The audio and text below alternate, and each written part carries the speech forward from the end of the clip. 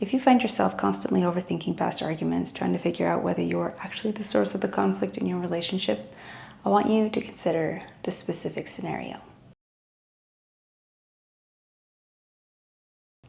Imagine you walk into a classroom to take a math test. You've studied, you know the material, and you sit down to write out the answers.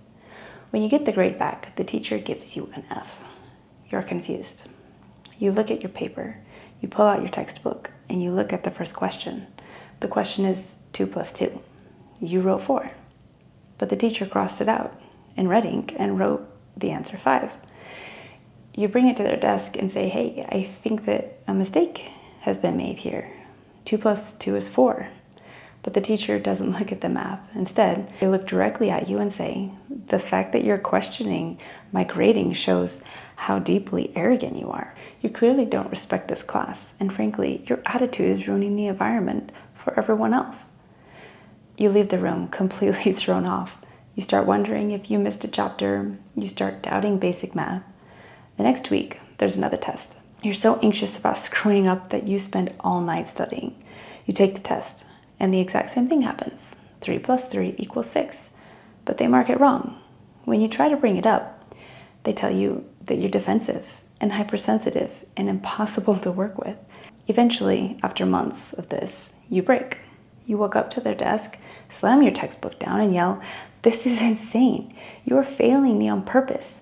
The teacher instantly smiles, pulls out a phone, and starts recording you. They look at the camera and say, "See, look how aggressive and unstable this student is. They're violent. They're completely toxic." You look at the textbook on the floor. You look at the camera and you feel this massive wave of shame. You think, oh no, I did slam that book. I did yell. Maybe I really am the problem here. That is exactly how you get set up to feel like the problem. When you are trapped in an environment where the rules are rigged against you, you are eventually going to hit a wall. You're going to snap or raise your voice or lose your temper. That isn't you being toxic. It's a normal human reaction to being pushed to an absolute breaking point.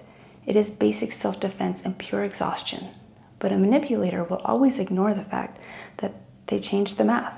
They will focus entirely on the 1 second you slammed the book. Suddenly, the conversation is completely hijacked. It's no longer about what they did to you. It's about how your reaction was inappropriate. If every single issue you bring to the table gets twisted until you're the one apologizing for a human reaction to being mistreated, think about it this way. Individuals who exhibit truly toxic or manipulative behavior do not spend their time analyzing their own actions or worrying about the psychological impact they have on you. They are not looking for ways to improve the relationship. The fact that you are the one constantly modifying your own behavior, managing the tension, and trying to repair the damage shows where the accountability actually lies. You are simply exhausting yourself trying to stabilize a dynamic that the other person has no interest in fixing. When you've been forced to write down that 2 plus 2 equals 5 for long enough, you completely lose your grip on what's real. You start doubting your own eyes. Breaking out of that constant second guessing is exactly the reason I built the Reclaim app.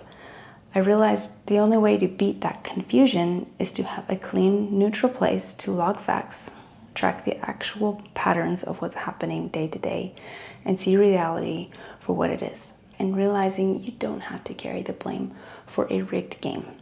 If you're ready to stop second guessing your own mind, the link to download Reclaim is right below.